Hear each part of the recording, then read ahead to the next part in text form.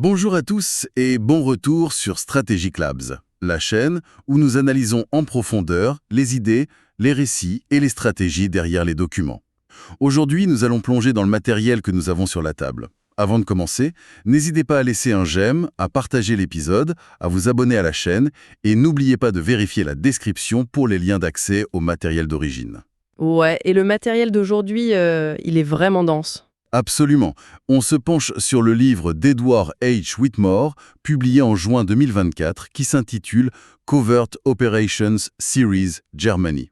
Et en gros, c'est une véritable démystification de l'évolution du renseignement allemand. C'est ça, notre but aujourd'hui, c'est d'examiner comment l'espionnage a en fait façonné le pouvoir allemand à travers les décennies. On a parlé du génie technologique, bien sûr, mais aussi de la cruauté humaine, des compromis moraux, disons très douteux, de la guerre froide. Ouais, Et on finira par les menaces numériques actuelles, la cyberguerre, parce que l'évolution est frappante. d'accord, décortiquons cela. Commençons par les origines, pendant la Seconde Guerre mondiale. Le livre ouvre sur l'hubris, l'arrogance totale de l'Allemagne nazie. Exactement. On a cette image d'une machine de guerre allemande infaillible, mais Whitmore montre bien les échecs humains monumentaux. Et le meilleur exemple, c'est l'opération Pastorius en 1942, non? À Pastorius, oui. L'amiral Wilhelm Canaris, le chef de l'Abwehr, donc le renseignement militaire, envoie des saboteurs aux États-Unis. Ils utilisent des sous-marins, comme le fameux U-202, pour déposer ces gaz sur les plages de Long Island et de Floride. En pleine nuit, avec des explosifs et tout? Tout à fait. Le but, c'était de paralyser l'industrie américaine, saboter les usines d'aluminium. C'est le plan parfait sur le papier, mais ça se transforme en une sorte de... C'est comme un mauvais film de braquage où l'équipe se traite le premier jour. C'est exactement ça. Un des leaders, George Dash, décide tout simplement de se rendre. Attendez, il a juste abandonné la mission? Il fait mieux que ça. Il va à Washington, s'installe à l'hôtel et appelle le FBI de J. Edgar Hoover. Il livre tout le monde. Les 6 autres agents finissent exécutés. Bah, c'est fou. Ça prouve vraiment que la meilleure planification technologique ou logistique s'effondre totalement face à la nature humaine, en fait. Ce qui est fascinant ici, c'est que les Allemands avaient une confiance aveugle en leur système. Ils n'arrivaient même pas à concevoir que l'échec venait de l'intérieur, d'un simple changement d'avis. Et cette même arrogance, on la retrouve avec la machine Enigma.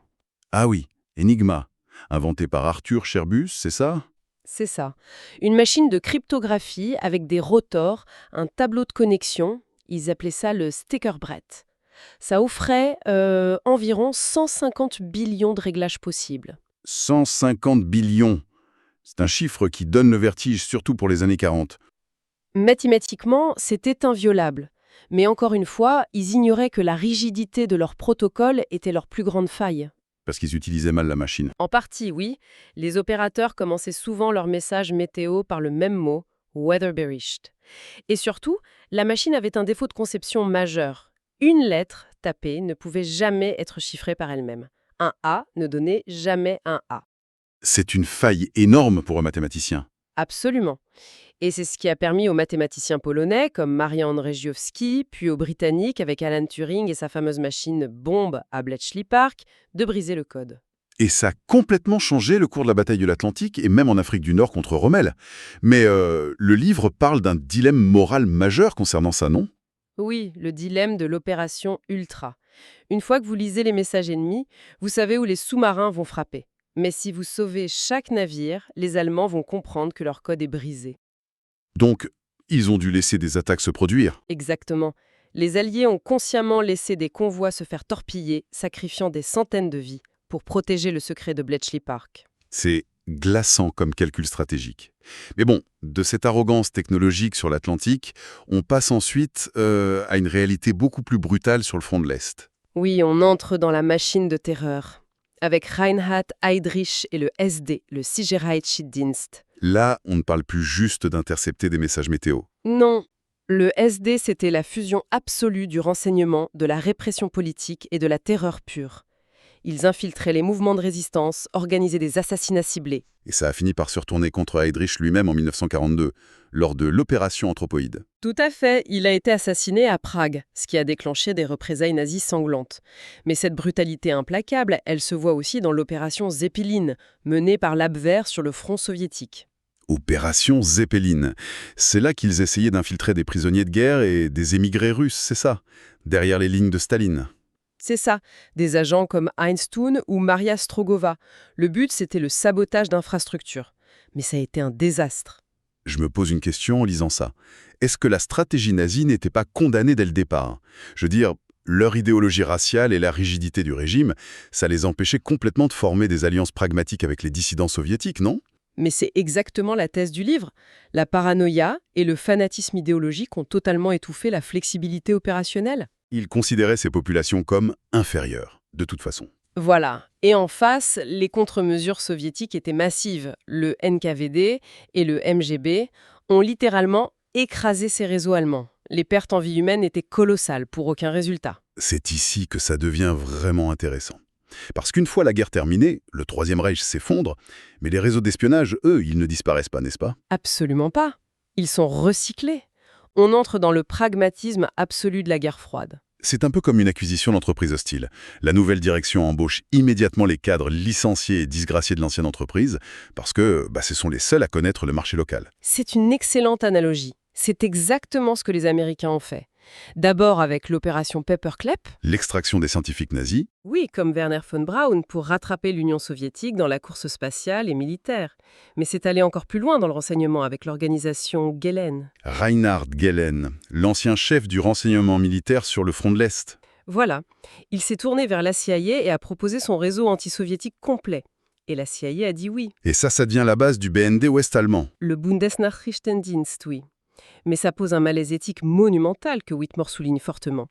Au nom de la réelle politique, pour contrer la menace soviétique, comme lors de l'opération Lena par exemple, on a littéralement blanchi les passés liés à la Gestapo et à la SS. Des criminels de guerre qui deviennent le bouclier de l'Occident. C'est cynique au possible. Très cynique. Et ça a créé une atmosphère particulièrement toxique, surtout en Allemagne divisée. Berlin est devenue la capitale mondiale des espions. Le fameux pont de Glienické, le pont des espions. Oui, avec ces échanges célèbres comme celui de 1962 entre le pilote américain Francis Gary Powers et l'agent soviétique Rudolf Abel. Mais au-delà du folklore des ponts brumeux, c'était une guerre de l'ombre terrifiante, surtout de la part de l'Allemagne de l'Est. La Stasi. La Stasi, oui, avec un réseau massif d'informateurs. On estime qu'un Allemand de l'Est sur 3 collaborait avec eux d'une manière ou d'une autre. 1 sur 3. Et leur méthode, c'était pas juste de la surveillance passive, il y avait le Zersetzung, non? Le Zersetzung, oui. La décomposition. C'était du harcèlement psychologique pur. Ils s'introduisaient chez les gens, bougeaient des objets, répandaient des rumeurs, détruisaient des mariages et des carrières.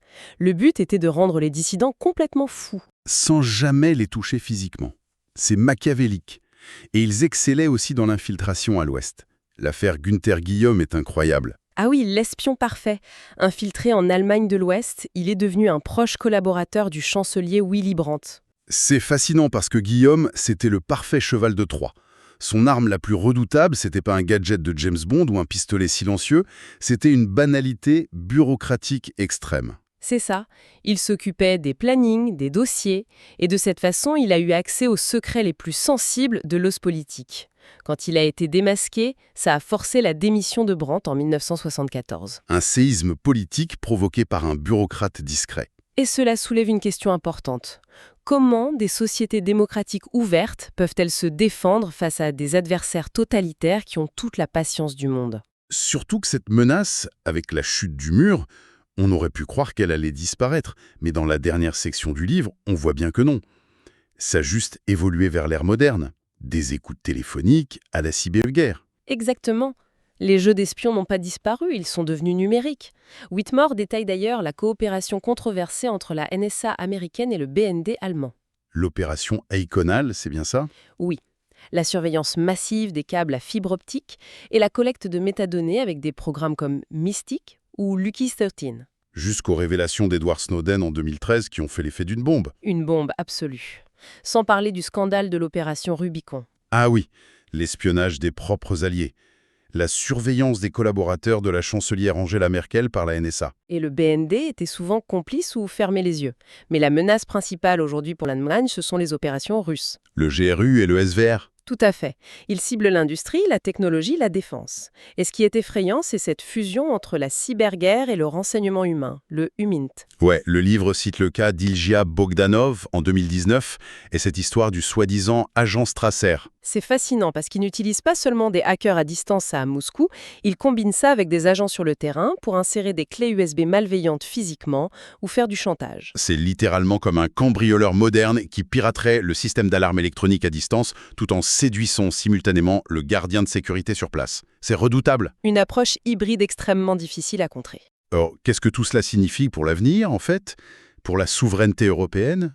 En résumé, ce que Whitmore nous montre, c'est que le renseignement allemand est passé d'opérations de sabotage audacieuses mais souvent maladroites à un réseau mondial ultra complexe. Ouais. Mais le combat reste le même.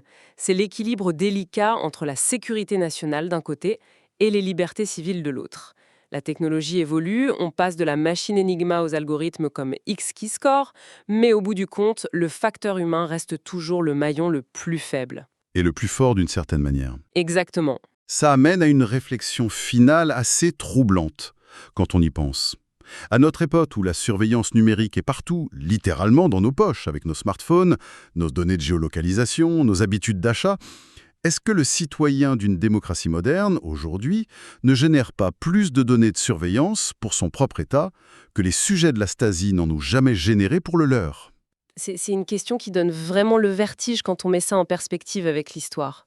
Eh bien, nous sommes arrivés à la fin de cette analyse. Si cet épisode a ajouté de la valeur aujourd'hui, merci de laisser un j'aime, de le partager et de s'abonner à Strategic Labs afin que nous puissions continuer à déconstruire les récits. N'oubliez pas de vérifier la description de la vidéo. À la prochaine analyse.